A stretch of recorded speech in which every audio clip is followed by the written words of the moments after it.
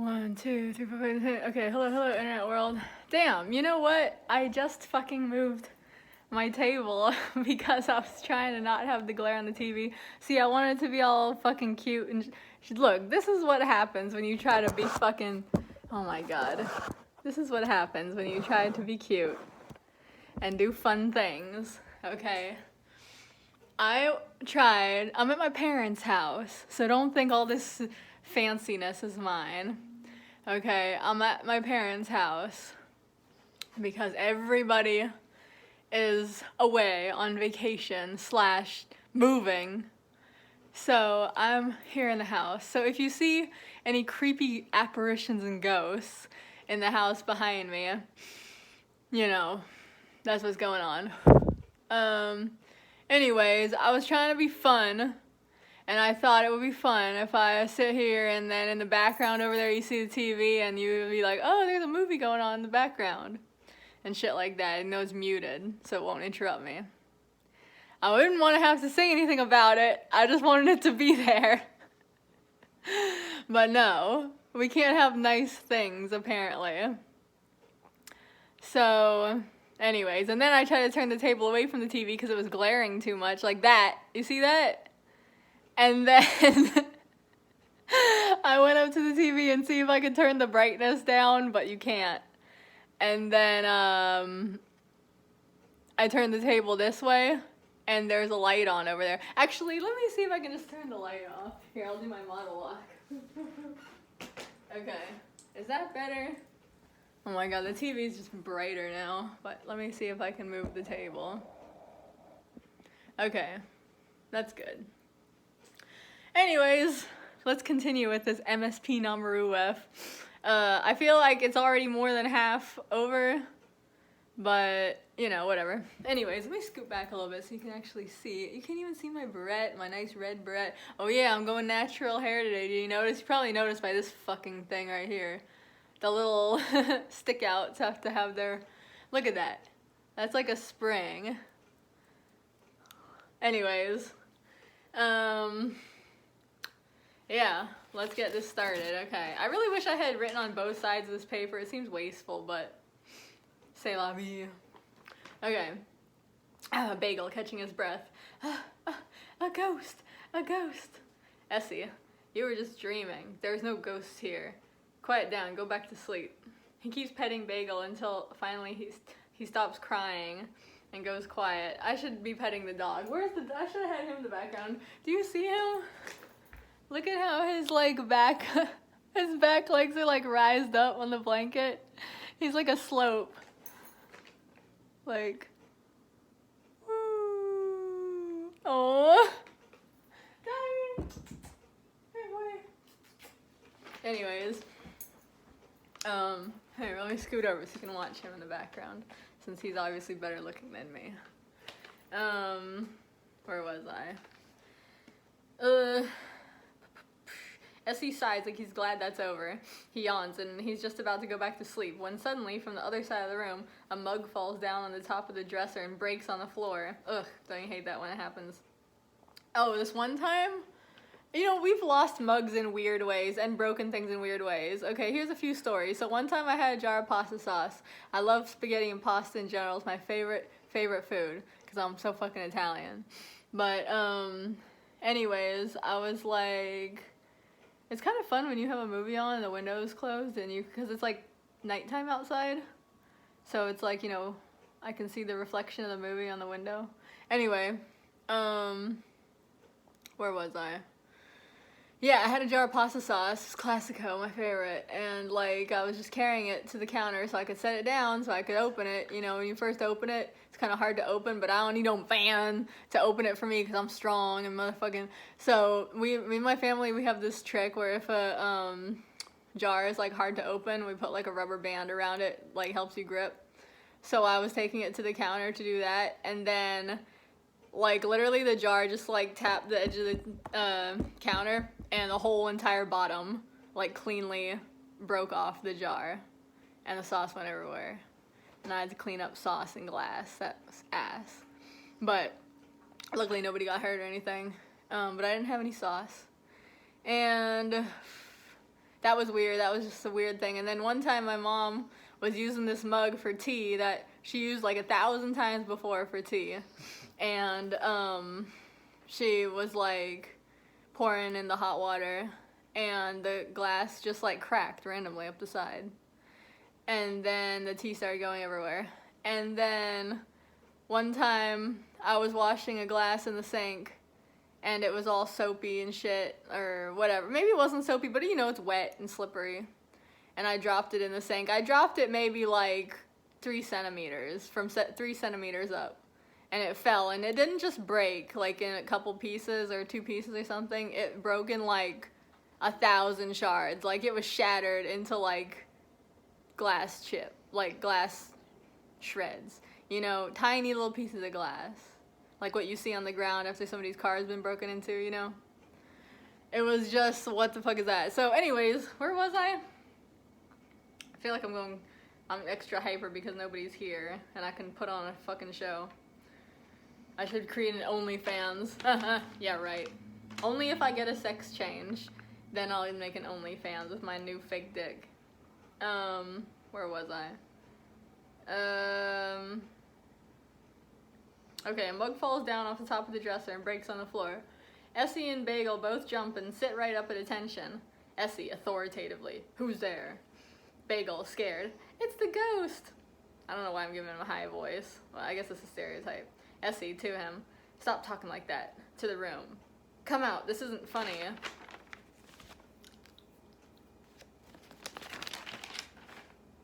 Just then they hear a sassy little Cockney voice from the air. Oh god, everybody's gotta have their accent. Voice. How do you do Cockney again? Oh, but I find it very funny. Is that similar? I guess that's kinda close. Essie looks around. Come out, you coward. But I'm not doing Sean Connery's like Scottish voice, so whatever. Voice. Oh, but I'm already out. I'm right here. I feel like that's more Australian, but I mean they're related obviously. So because it was mostly the the poverty-stricken criminals getting sent to Australia and like they spoke Cockney, right, or some shit like that. I don't know how it goes. I don't know. Old British people will have to forgive me. Okay, where was I? Blah, blah, blah, blah. I'm already out. I'm right here. Essie looking around. Where? Voice. Maybe I'm here. Or here. Ugh, what an asshole. Essie's hair gets yanked suddenly from the direction he's not looking. Essie, hey, stop it, you bastard. Show yourself. There's a pause. Bagel is all clinging to Essie and pawing his t-shirt. Scared out of his mind. Then, all of a sudden, I feel like it just got dark. Like, oh, it's because I turned off that light over there. I feel like it just got really dark. Then, all of a sudden, a shape jumps onto the bed, indenting hand and knee prints into the blanket. Bagel. Ah! It's Satan! Fucking Jesus Christ! He and Essie jump off the bed. Bagel's running around screaming bloody murder as different random stuff is getting tossed and knocked down all around the room. The model airplanes are flailing on their strings, and it's just total and complete chaos. Essie, stop it! Oh, this is Essie. Stop it, you son of a bitch. Why are you haunting us? Finally, in the midst of all this craziness, the door gets kicked wide open. Essie and Bagel look over, and all the haunting stops for a moment. Standing in the doorway, looking heroic, is Fox, dressed in in vertical striped pajama pants, above the elbow length black opera gloves, and a lacy black negligee. Wait, what? Oh, right, just pajama pants. I thought it was like a full pajama suit. Okay, vertical striped pajama pants. Yeah, it's like those gray pinstripe pants, you know, that he has.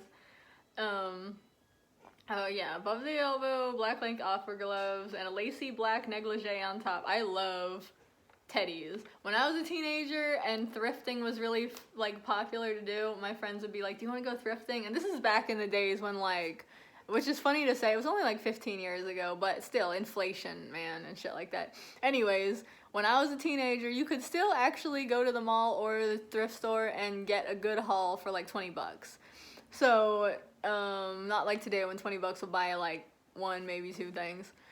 But anyways, So we would go to these thrift shops and shit like that, and I would always buy the lingerie. Like, I would always buy, and not like underwear or anything, I would always buy the teddies and the little like lacy tops. The lacier the better. Pink, baby blue, oh my god, I had this, and I would always buy the shit that was too big for me too, because the prettiest shit was always XL or like large, you know, and I didn't care. I didn't even look at the size on the tag. I honestly didn't. I just would grab it off the shelf. I would look for the lightest, the most pasteliest colors. I would look for the flowy. I mean, maybe that's why. I think that's why I like the large shit, because it was flowy. They would like, for the skinny little bitches like me, they always had like the tight fitting shit. I didn't like that. I want the nice flowy things that are just like it's like, oh, it's so pretty, you know. It's big, wide, like lacy thing all around that just like flares up if you spin, and like I always like the shit with no slips, you know, just pure lace, basically. That's it. And just like the prettiest shit, and I would buy that shit, and it wouldn't fucking fit at all, and I would just like wear it over like you know, wife beaters and shit like that, or sometimes over a t-shirt, I guess, or whatever, you know. I would do, and some of it I didn't even wear at all. Some of it I just fucking would just have. I had this one thing that was pink, baby blue and pony pink. Oh, it was so gorgeous, even though it was for like somebody with D boobs. So it was like 4 times too fucking wide for me. But I loved that thing. That was so pretty. Anyways, where was I? Blah, blah, blah. Lacy black, niggly on top. Okay, yeah. He has a rapier in a holster tied on around his waist, which he whips out without hesitation. Fox, your reign of terror ends tonight, spirit. He poses with the rapier in front of his face. Oh yeah, of course. Oh my god, a whole bunch of French. J'ai attendu si longtemps pour vous capturer, mon ennemi.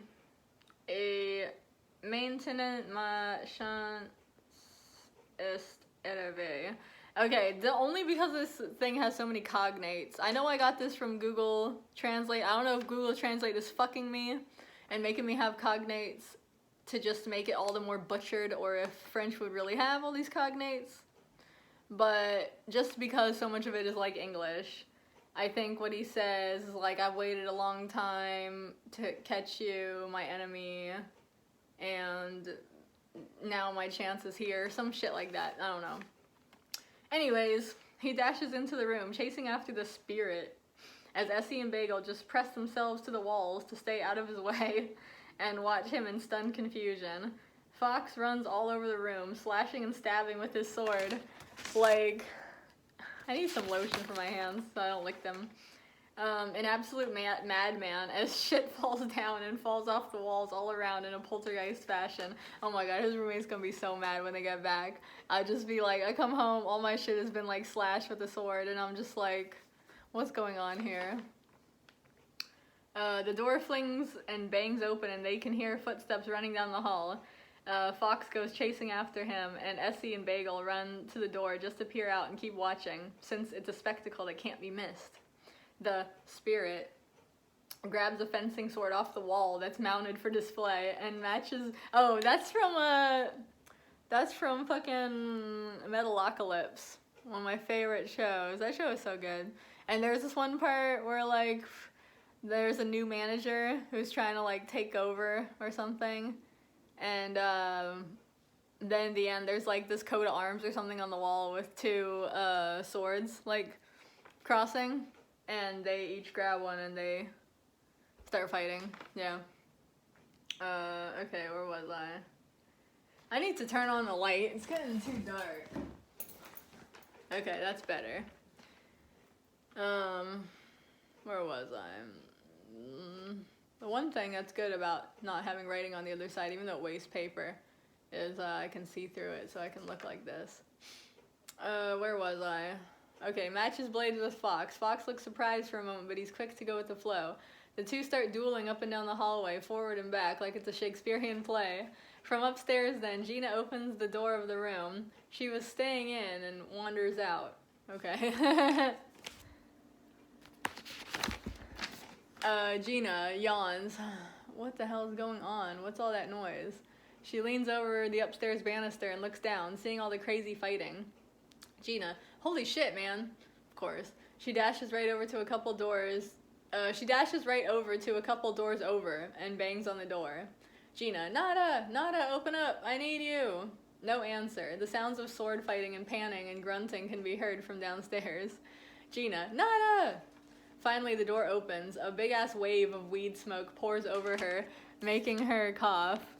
Nada stands in the doorway, draped in a blanket as if it's a king's robe, and wearing pony pink briefs and white socks. But that's it. Behind him, his harem is cuddling in a love puddle. Nada. I've never gotten to be in a cuddle puddle. So tragic. Okay, can I tell one more story? Of course I can. So, I remember one time I went to this cuddle party.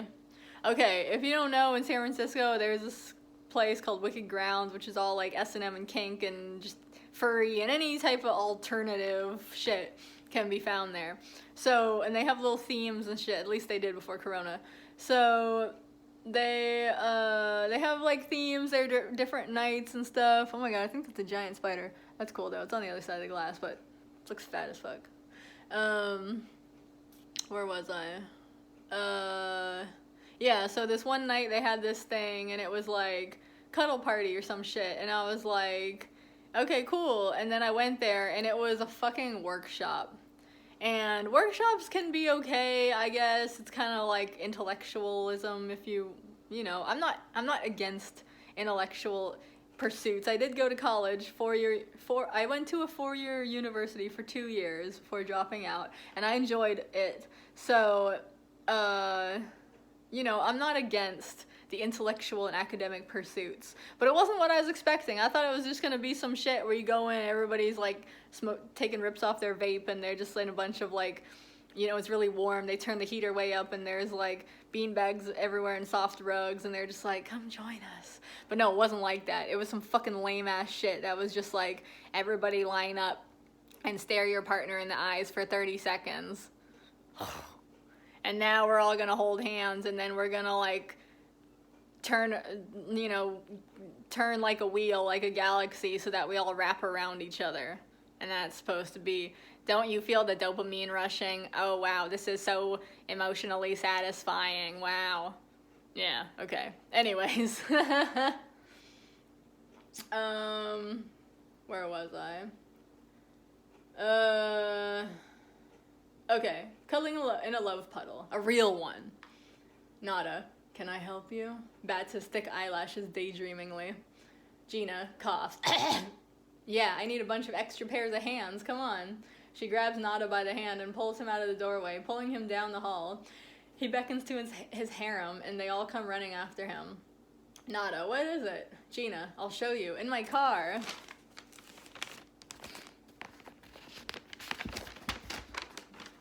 They run down the stairs together. Nada looks over and sees the duel. Nada squints. Trippy. Gina, yeah, real trippy. Let's go. She pulls him down the downstairs hall, avoiding the sword fight. Gina kicks the door open, and her, Nada, and the harem boys all run out to her car. She pops the trunk and shoves it open, finally letting go of Nada's hand. Nada, what is it that's so urgent? Gina hands him a shoebox. Here, I was saving it for my stage show, but this is more important.